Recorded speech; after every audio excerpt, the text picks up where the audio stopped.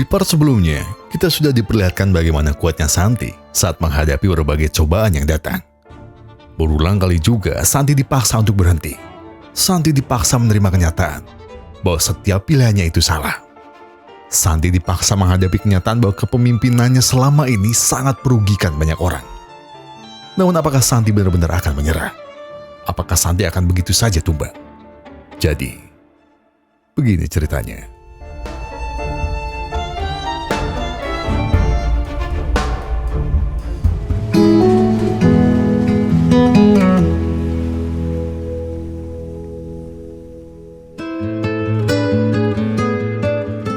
Setelah kekacauan yang terjadi sebelumnya, Santi hanya bisa termenung dalam kantor. Namun untung saja Xiaoyu masih bisa menyadarkannya. Berkat perkataan Xiaoyu malam itu, Santi memilih untuk bertahan. Ia akan bertahan dan tetap berjuang. Bukan hanya demi ambisi dan mimpinya saja, namun juga demi kehidupan semua orang yang sampai sekarang masih mendukungnya. Kala itu, sebuah event besar akan datang.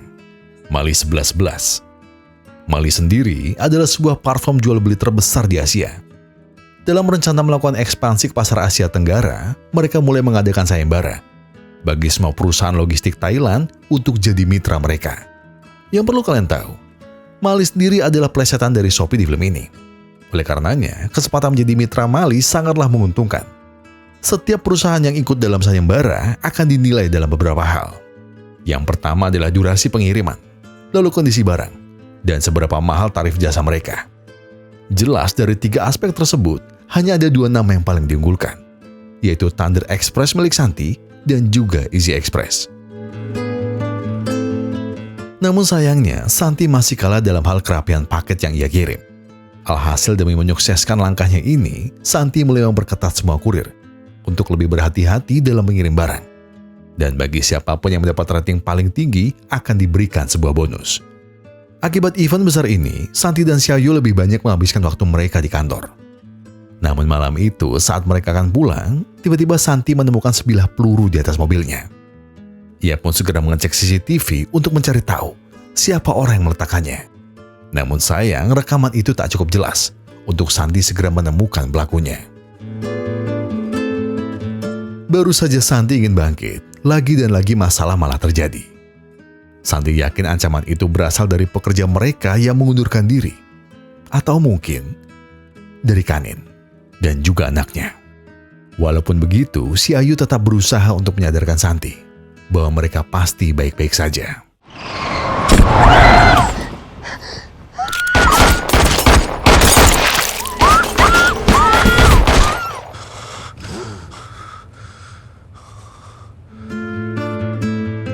Iya, ketakutan Santi sampai terbawa ke dalam mimpi. Santi sadar apa yang sudah ia putuskan tak disukai banyak orang, termasuk para karyawannya. Namun mau bagaimana juga, apa yang telah ia pilih hanya demi masa depan perusahaan ini. Akibat ketakutan yang berlebih, pagi itu saat Santi dan Xiaoyu berangkat ke acara Mali, ia meminta Xiaoyu untuk beda mobil. Santi bilang dirinya bukan takut. Santi tahu bahwa dirinya lah yang menjadi targetnya. Oleh karena itu, jika terjadi sesuatu kepadanya, masih ada Xiaoyu dan Ruji untuk menjalankan perusahaan ini. Sesampainya di lokasi, sang pemandu acara mulai menjelaskan bahwa pihak Mali sudah memesan paket berisikan gelas wine dengan berbagai jasa pengiriman. Bagi perusahaan manapun yang paketnya cacat, akan langsung gugur di babak ini.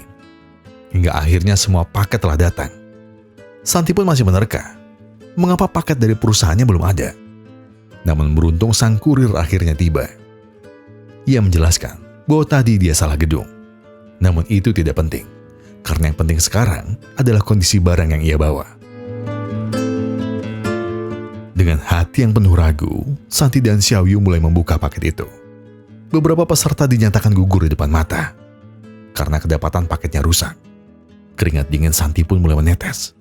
Degup jantung Xiaoyu semakin tak terkendali. Hingga sampai akhirnya di bungkusan terakhir,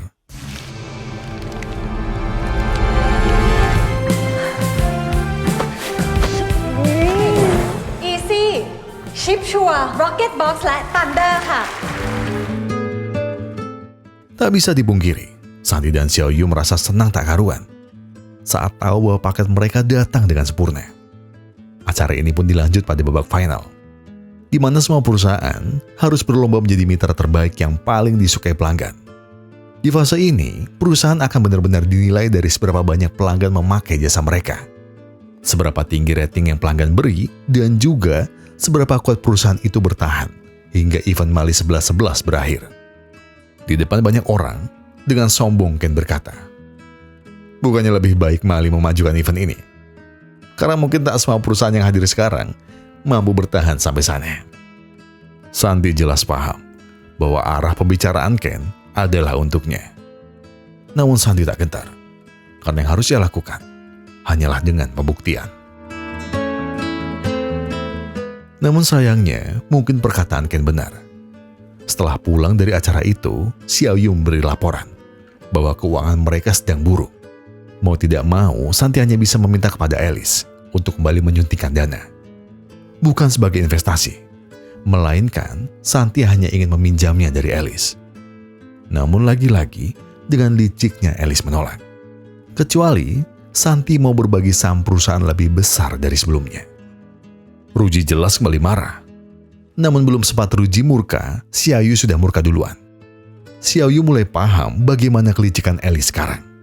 Oleh karena itu Xiao Yu berkata kepada Santi dan Ruji untuk mengusahakan pinjaman dari bank yang ada. Seperginya Xiao Yu, kawanan kantor pun datang memanggil Santi. Di sana, Santi diperlihatkan rekaman CCTV yang lebih jelas tentang siapa pelaku di balik ancaman yang datang kepadanya.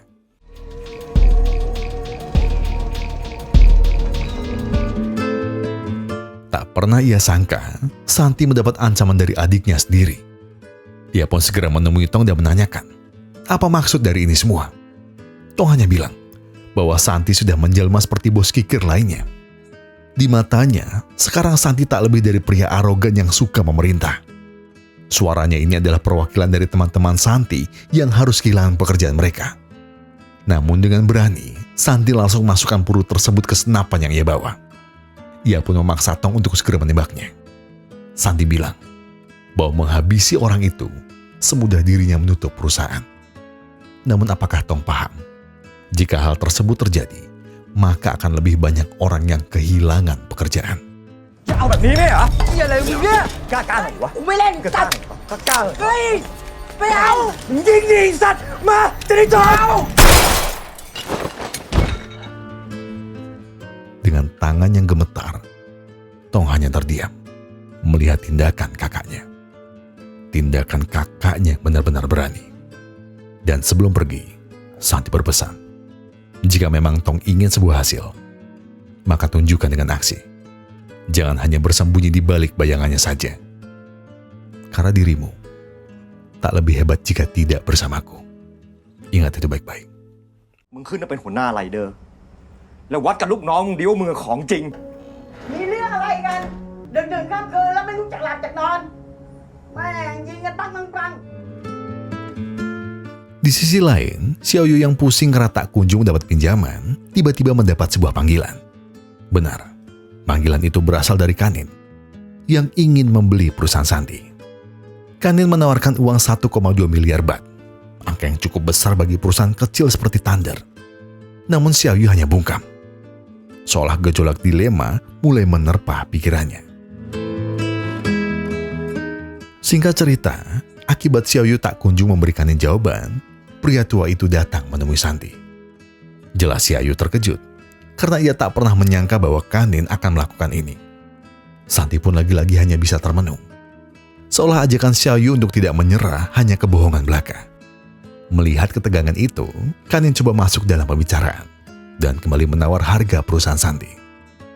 Tapi mau Santi ditawar berapapun, harga perusahaan ini hanyalah nyawanya. Dan mau sekeras apapun Kanin menjatuhkan, Santi akan bangkit lagi, dan lagi. ผมรู้เฮียก็กำลังดิ้นมาวัดกันดูว่าใครจะล่วงก่อน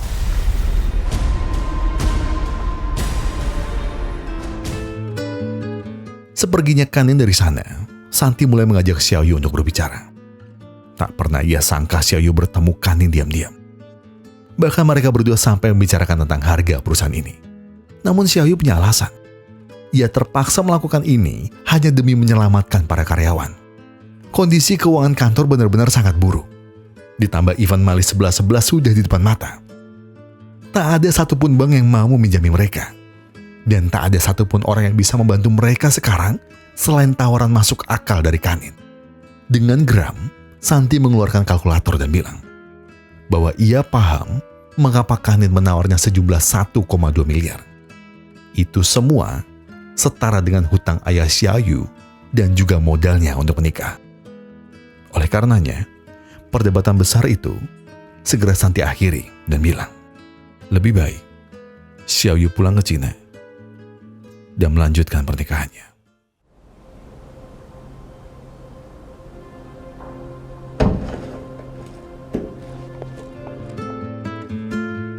Jelas hati Xiaoyu benar-benar tersakiti. Tak pernah ia duga kalimat sekeji itu keluar dari mulut sahabatnya sendiri. Namun di sisi lain Ruji datang dengan sebuah masalah baru. Ia bilang bahwa data keuangan kantor telah bocor. Padahal satu-satunya orang yang bisa mengakses hanyalah Xiaoyu. Namun di dalam sistemnya terekam akun anonim yang berusaha meretas. Oleh karena itu Santi pun hanya bisa berpesan kepada Ruji untuk tetap menggali siapa pengkhianat di antara mereka secara diam-diam. Keesokan paginya, terlihat Tong yang sedang berkumpul dengan para kurir.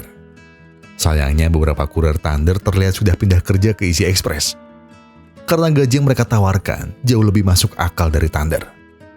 Dengan setengah ragu, Tong coba berbicara bahwa mereka semua mungkin harus lebih bersabar karena kakaknya pasti akan mengembalikan gaji mereka atau bahkan menaikkannya. Tapi Tong juga harus sadar, ia adalah adik dari bos tempat ini. Tatapan sinis dan cacian tak bisa lagi Tong hindari. Para kurir yang sudah sakit hati dengan Santi pun hanya bisa bilang bahwa memang benar, keluarga Tong hanyalah pengerat rakus yang tidak tahu balas budi. Terlepas dari hal itu, masalah keuangan kantor malah semakin runyam. Itu semua disebabkan Alice yang memberitahu bahwa tempo hari Xiaoyu telah menemuinya. Alice bilang kalau Xiaoyu telah menjual seluruh sahamnya kepada Alice. Berita itu jelas membuat Santi dan Ruji semakin geram. Tapi sebelum Santi murka, lebih baik dirinya mendengarkan penjelasan Xiaoyu lebih dulu. Malam itu, Xiaoyu kembali ke kantor untuk menjelaskan beberapa hal. Santi yang sudah tersulut emosi hanya bisa memarahinya. Santi bahkan hampir merobek secari kertas yang Xiaoyu bawa. Hingga sampai Xiaoyu bilang bahwa di dalam kertas itu ada sebuah hal yang bisa menolong mereka untuk keluar dari masalah ini. Dan tak disangka, ternyata kertas itu berisikan sebuah perjanjian. Kalau Xiaoyu bukan menjual sahamnya kepada Alice, saham yang Xiaoyu miliki ia jadikan jaminan agar bisa mendapatkan suntikan dana dari Alice. Dan hanya ini satu-satunya cara yang bisa Xiaoyu lakukan demi menolong Thunder Express agar tetap berdiri. Setidaknya sampai Mali 11.11 berakhir. Xiaoyu sendiri tak mau sampai Alice punya persenan saham yang besar di perusahaan ini. Xiaoyu juga tak mau melihat kedua sahabatnya dan seluruh karyawan yang ada harus hidup menderita.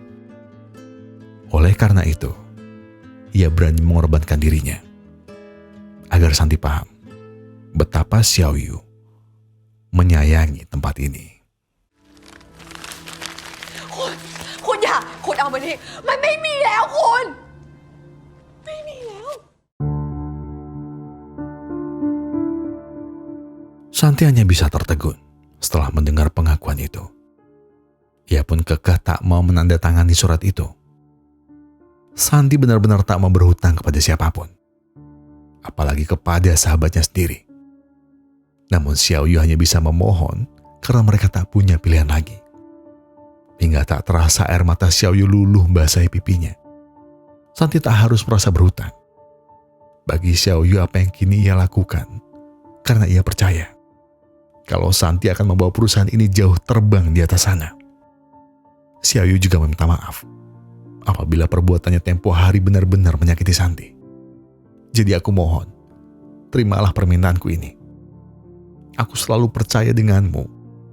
Walau mungkin saat kalian mencapai puncak aku takkan ada di sana. Tapi ketahuilah, aku akan tetap bangga karena memiliki sahabat seperti dirimu, Sandy. ถึงเอไม่ชอบก็ทำได้ ผมไม่คุณออก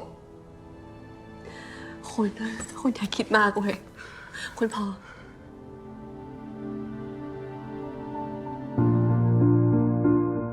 Keputusan yang Xiaoyu buat jelas bukan keputusan yang mudah. Apalagi dirinya menjadikan saham yang ia miliki sebagai jaminan kepada Alice.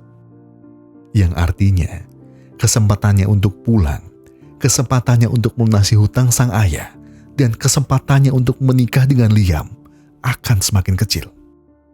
Xiaoyu pun memberanikan diri berbicara kepada Liam dan meminta maaf. Jika mungkin pernikahan mereka akan mundur lebih lama. Xiaoyu bilang bahwa ia sangat mencintai Liam. Namun Liam harus tahu, Xiaoyu benar-benar ingin melihat Thunder Express bisa mencapai puncaknya. Karena bagi Xiaoyu, tempat itu sangat berarti. Liam pun sempat terdiam lama, dan lalu meminta Xiaoyu untuk keluar sebentar. Tak disangka, selama ini Liam belum pulang. Ia masih berada di apartemen yang sama seperti Xiaoyu.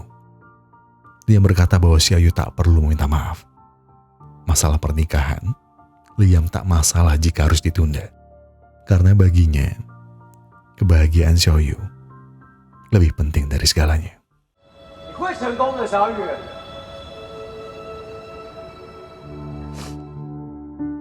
Beberapa hari pun telah berlalu, dan event Mali-Mali 11 hanya tinggal menghitung hari. Di sana Santi masih memikirkan hal apa yang bisa membantu perusahaan agar lebih dilirik oleh masyarakat. Hingga sampai Ruji bertanya, mengapa Santi masih mengenakan jam tangan buluk yang pernah Kanin beri? Jawaban Santi mudah. Ia akan terus mengenakannya sampai balas dendamnya usai. Namun Ruji menyangka bahwa benda itu hanya membatasi Santi selama ini. Santi hanya menjadi pria ambisius yang ingin balas dendam. Padahal seharusnya tak seperti itu. Karena sebagai pemimpin, tujuan Santi harusnya adalah kemajuan, bukan pembalasan. Tertampar dengan omongan Ruji, Santi pun melempar jam tangan itu keluar. Hingga tak sadar, sebuah ide besar muncul di kepala Santi.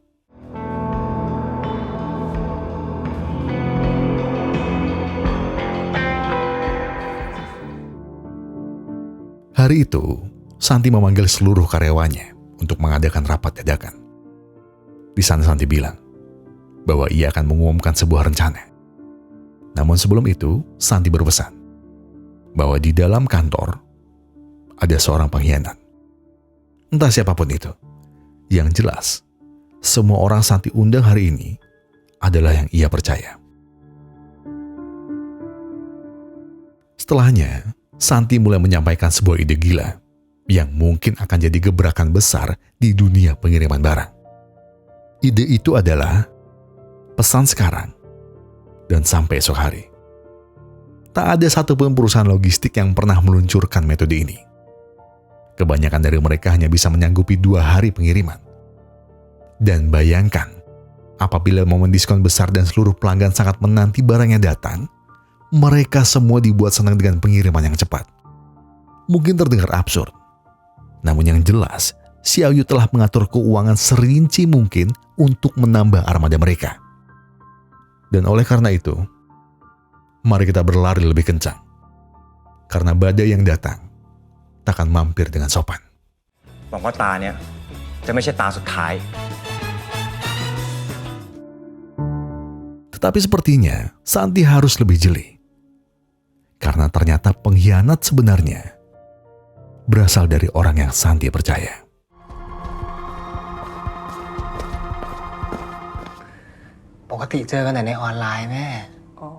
Iya, ternyata selama ini orang yang telah mengakses data keuangan Santi adalah Linux.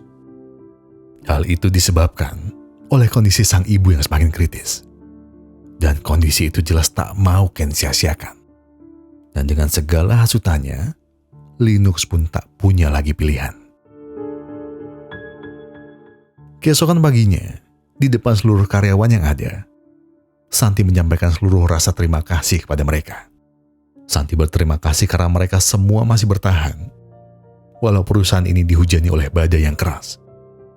Santi tak henti-hentinya mengucapkan terima kasih dan juga maaf kepada seluruh karyawannya. Santi bilang bahwa apapun nanti hasilnya, Santi akan tetap mengembalikan gaji mereka seperti semula dan mungkin akan menambahkan bonus sebagai permintaan maafnya. Semua orang yang mendengar itu hanya bisa terdiam. Mereka tersentuh hatinya dan merasa bangga kepada pemimpin mereka. Oleh karena itu, mari kita semua bersenang-senang karena paket yang masuk harus segera kita kirimkan. จะรอดไปอาบแสงอาทิตย์วันพรุ่งนี้ด้วยกันเว้ย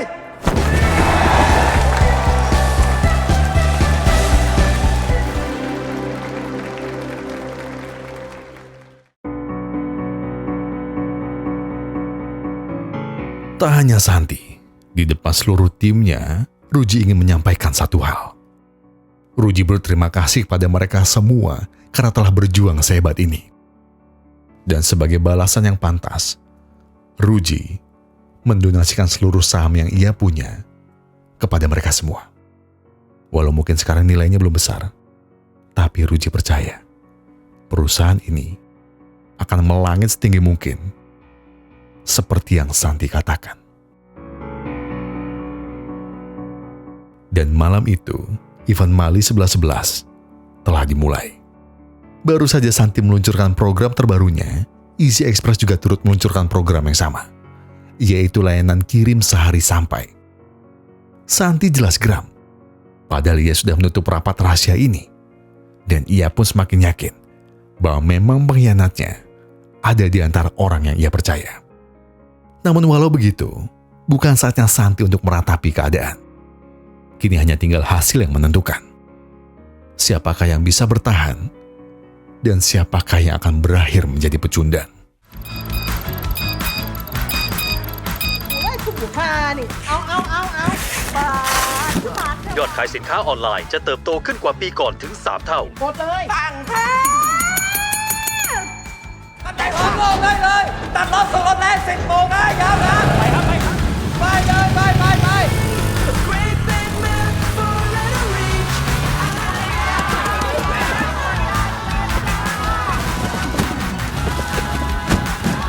จับเวลา 20 นาทีอันนี้สปีดช้าไหมครับอย่าโยนของห้ามโยนของเร็วไปครับเร็วเลยให้เต็มรถนะ Hari itu, ternyata perusahaan Santi mendapat pesanan tertinggi mereka selama ini. Hal itu jauh di atas pencapaian yang Easy Express dapatkan. Mengetahui hal itu, Ken jelas tak tinggal diam. Ia segera meminta Linux untuk melakukan sesuatu. Linux yang sempat menolak pun kembali diancam. Jika dirinya tak mau menurut, mungkin nyawa ibunya bisa dalam bahaya.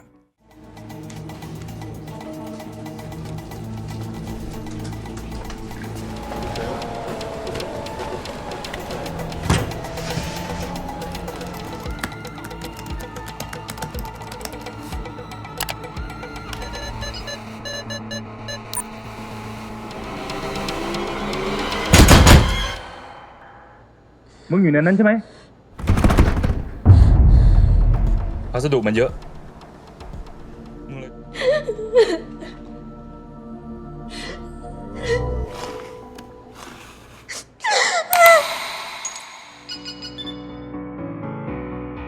Dalam kondisi yang gusar, Linux Sun mau tidak mau harus menuruti permintaan Ken.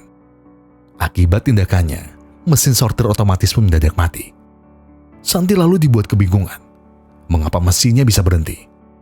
Namun semua pertanyaan itu terjawab saat Ruji memberitahu bahwa pengkhianat yang sebenarnya adalah anak buah terbaiknya. Di hadapan Santi, Ruji, dan Xiaoyu, Linux hanya bisa bungkam saat mereka bertiga mencecarnya dengan semua pertanyaan. Hingga saat Santi bertanya alasan di balik perbuatan Linux, ia hanya bisa berteriak putus asa. Linux bilang bahwa ia tak punya pilihan lain. Ia tak mungkin bisa mengobati sang ibu jika hanya mengandalkan gajinya dari tempat ini. Dan lagi pula mau Linux berkhianat atau tidak, kantor ini lambat laun juga akan bangkrut. Mereka bertiga pun bergantian tertegun dan diam tanpa sepatah kata. Hingga akhirnya, si Ayu pergi dari sana. Namun Ruji masih bertahan. Dengan lembut ia bilang bahwa mungkin ini semua salahnya. Mungkin juga karena Ruji terlalu keras kepada Linux. Ruji hanya bisa meminta maaf dan berharap Linux dan ibunya bisa hidup bahagia. Jadi sebelum diriku memanggil polisi, cepatlah pergi dari tempat ini.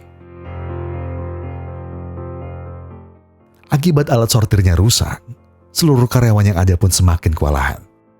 Apalagi karena pesanan yang membludak. Dengan penuh kesadaran, lagi-lagi Santi membuat sebuah gebrakan. Ia meminta karyawan yang ada memanggil sanak saudara ataupun teman yang bisa membantu mereka. Dan setiap yang bisa datang membantu akan mendapat bonus 1.000 baht per orangnya. Xiaoyu jelas kaget karena ia tak bisa mengeluarkan anggaran sebanyak itu. Namun tenang, karena itu adalah urusan Santi. เดี๋ยวผมเอารถผมไปขาย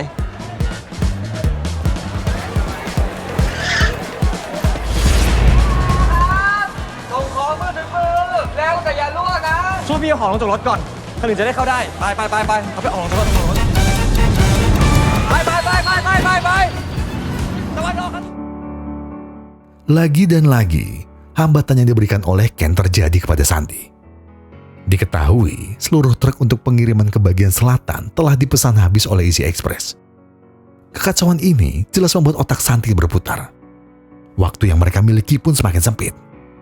Dan di tengah kemelut itu, Xiaoyu datang dengan sebuah solusi. Jika tidak ada truk, mereka masih punya satu jalan, yaitu dengan pesawat. แต่คุณบอกว่าเงินเราไม่เหลือแล้วไง อยู่กับ CEO เผาเงินแบบคุณฉันก็ต้องปรับตัวไงยังเหลือ Sesampainya Xiaoyu di bandara, ia langsung beritahukan Santi nomor penerbangan yang ia pesan. FX186. Santi lalu mengumpulkan semua orang untuk mencatat baik-baik nomor itu, agar mereka tak salah mengantarkan paket-paketnya. Dan sebagai pemimpin, Santi akan selalu mendampingi orang-orangnya hingga titik darah terakhir. Ia pun ikut ke bandara dan memastikan semua barang yang dikirim utuh tanpa cacat sedikit pun. Namun di sisi lain, ternyata pengkhianat di perusahaan Santi bukan hanya Linux. Tiba-tiba Ken mendapat kabar dari seseorang yang memberitahu nomor penerbangan Thunder Express. Tanpa membuang waktu, Ken meminta bantuan sang ayah untuk memblokir penerbangan itu. Kanan pun langsung pergi menemui seorang teman, yang ternyata adalah pemilik maskapai yang Xiaoyu pesan. ร้านสวยนะนาวิน อ้าวพี่คณิน เกี่ยวกับสายการบินคุณ Gangguan Santi kembali muncul. Di saat genting seperti ini, tiba-tiba diadakan pemeriksaan. Untungnya semua armada yang berangkat tak mengalami kendala berat, kecuali satu truk yang diisi oleh Tong dan Andri. Diketahui bahwa Andri kelupaan membawa surat izin truk tersebut. Hal itu menyebabkan Andri dan truknya tak boleh pergi dari sini, kecuali barang-barang yang ada di dalamnya. Buru-buru, Santi mengabarkan Ruji untuk mengaktifkan protokol darurat dari aplikasi yang ia buat. พวกมึงเปิด SOS แบ็กยาเลย ได้พี่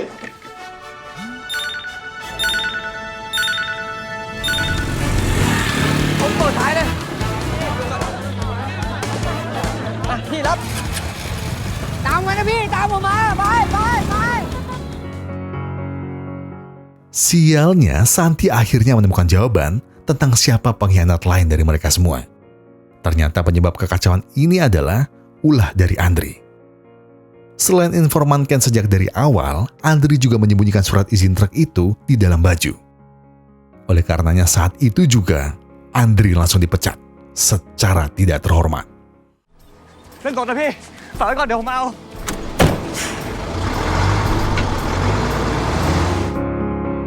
Walau perasaannya mulai kalut, Santi tak mau berhenti. Bahkan saat halangan kembali datang hingga membuat truknya terguling, Santi akan tetap berdiri. Selama tangan dan kakinya bisa bergerak, itu lebih dari cukup untuk Santi membawa paket-paket ini.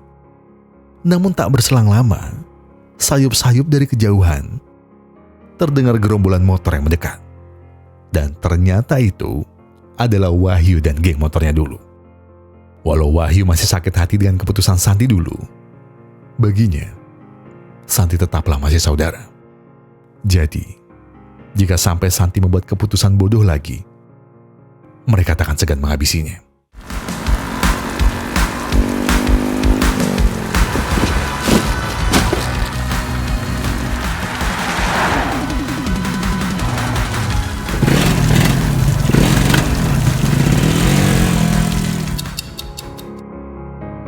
Denting waktu kian berlalu, namun Santi tak kunjung datang juga. Tong yang melihat Wahyu datang bersama gengnya pun merasa berterima kasih karena Wahyu telah menjawab panggilannya.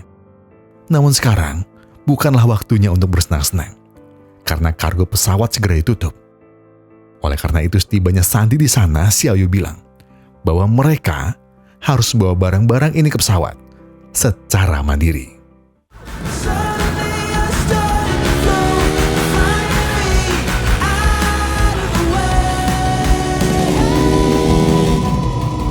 อยู่ๆจะให้ผมเอาพัสดุลูกค้าลงจากเครื่องเนี่ยผมคงทำไม่ได้หรอกครับ เข้าใจ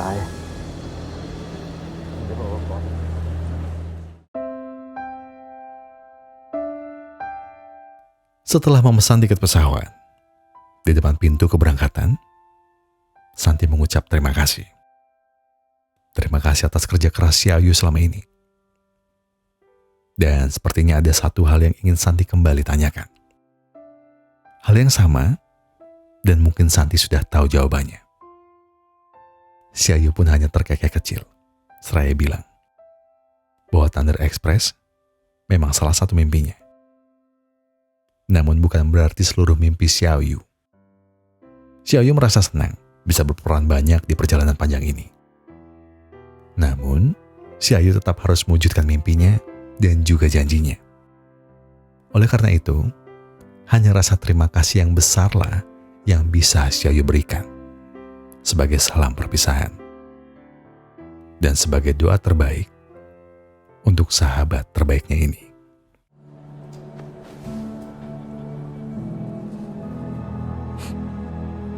Nong phải lộ.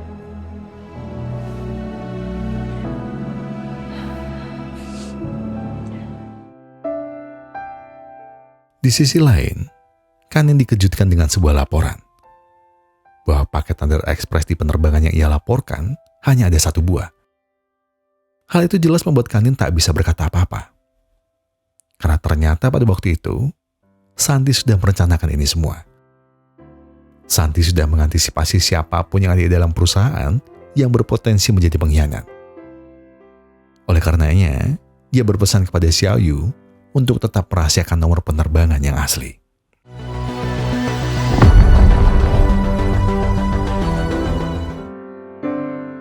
Singkat cerita, Santi pun telah tiba di lokasi tujuan. Dengan mobil sewaan, Santi mengirimkan semua paket yang ia bawa. Namun sayang, tiba-tiba Santi ambruk. Ia pun terpaksa dilarikan ke rumah sakit dan hampir saja melewatkan hari yang sangat penting. Ruji dengan marah-marah meminta Santi untuk segera masuk ke Google Meet karena pihak Mali akan mengumumkan pemenang dari sayembara ini. Dengan bermodalkan laptop pinjaman, Santi menahan perih dan lara yang ia rasakan. Begitu pula dengan Xiaoyu dan Ruji.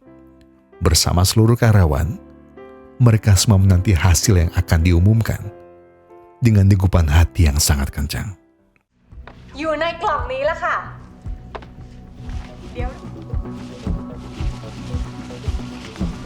อยู่นี่แล้วค่ะ และผลคะแนนได้แก่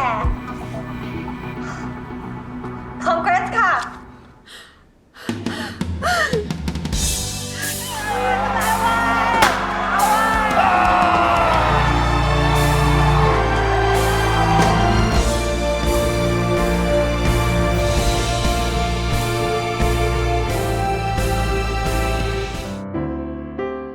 Beberapa hari pun telah berlalu. Sejak pengumuman itu, kini Easy Express mulai berhenti beroperasi. Itu semua disebabkan oleh Ken yang telah mengundurkan diri dari perusahaan. Ken bilang kepada ayahnya bahwa memang ternyata Santi lebih hebat darinya. Mungkin memang Ken hanyalah anak manja yang selalu bersembunyi di balik bayangan sang ayah. Dan oleh sebab itu nampaknya Ken tak ingin lagi bekerja di perusahaan ini. Ken tak ingin lagi berada di balik bayangan ayahnya. Dan ingin membangun sesuatu dengan tangannya sendiri. Yang kurang lebih seperti yang Santi lakukan. แม่งเสือกลาออกไม่ได้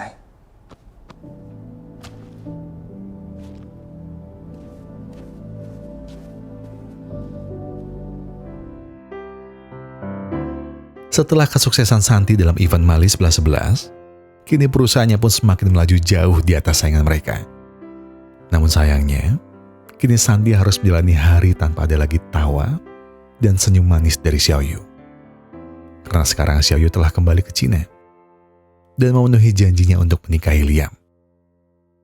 Namun tak apa, walau mungkin hatinya berat, selama sahabatnya itu bahagia, Santi juga turut merasakannya. Dan di tengah momen itu, Ruji tiba-tiba menyodorkan tangannya dan bilang bahwa ia sangat bahagia karena Santi dulu telah memaksanya. Ya walau mereka mengalami semua ini dengan aneh, namun yang harus Santi tahu, Ruji belum pernah melakukan kerja sama dengan orang segila Santi. Dan jika hari itu dirimu tidak memaksaku, mungkin seumur hidup aku akan menyesali semua keputusanku. Dan terima kasih kawan. Jika hari itu dirimu tak muncul, mungkin aku hanya akan membusuk dan hilang seperti debu.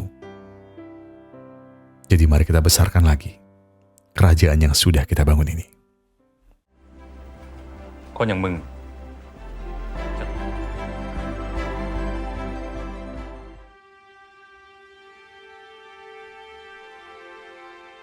Singkat cerita, dalam beberapa bulan, perusahaan Santi kian hari semakin besar. Bahkan Thunder Express digadang-gadang sebagai perusahaan unicorn pertama di Thailand dengan valuasi lebih dari 30 miliar baht, atau sekitar 487 triliun rupiah. Kini Santi telah mencapai segalanya. Kini Santi tak lagi bisa dicaci.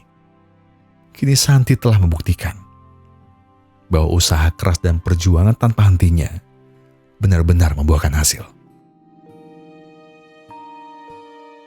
Dan di hari itu, Santi mengundang ibunya untuk datang ke kantor.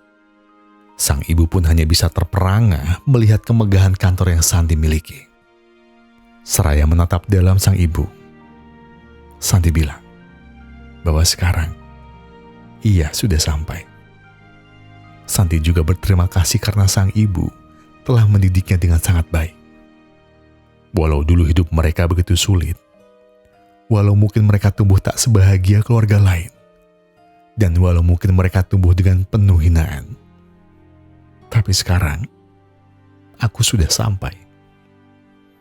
Dan aku sangat ingin ibu melihat ini semua secara langsung.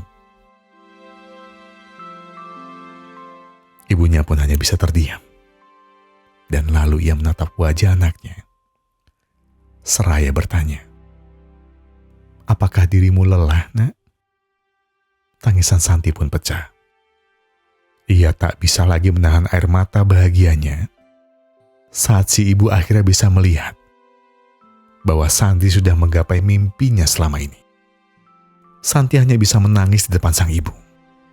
Tak ada lagi kata, tak ada lagi kalimat yang bisa ibunya ucapkan kepadanya. Karena satu-satunya hal yang bisa terucap saat itu hanyalah, แม่ภูมิใจในตัวลูกมาก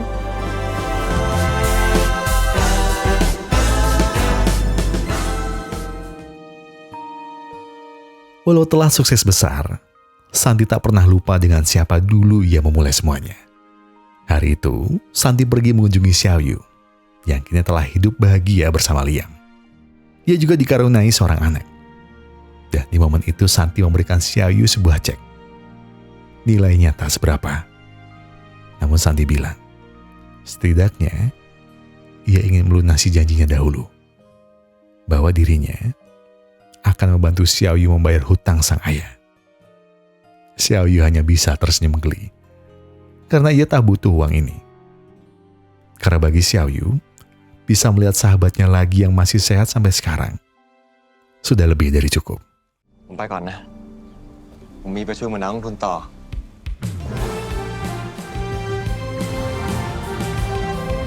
ผมอยากขอบคุณเพื่อนร่วมงานครับ Dan di penghujung cerita, kita diperlihatkan dengan Santi yang juga kembali menemui Kanin. Diketahui, Santi ingin membeli salah satu lukisan yang Kanin miliki. Selain itu, Santi juga ingin berterima kasih. Karena tanpa adanya Kanin, dan tanpa seluruh tekanan yang ia beri, Santi takkan mungkin bisa berdiri di sini. Kanin pun hanya bisa tersenyum satir. Karena dari awal, ia sudah menduga bahwa Santi akan berada di posisi ini. Dan lalu, apa rencanamu selanjutnya, Pak CEO? อยากรู้จริงเหรอ ค่าเสือกมันแพงนะบุหรี่ตัวหนึ่ง Into the clouds, I'ma take it. I'm gonna keep it high.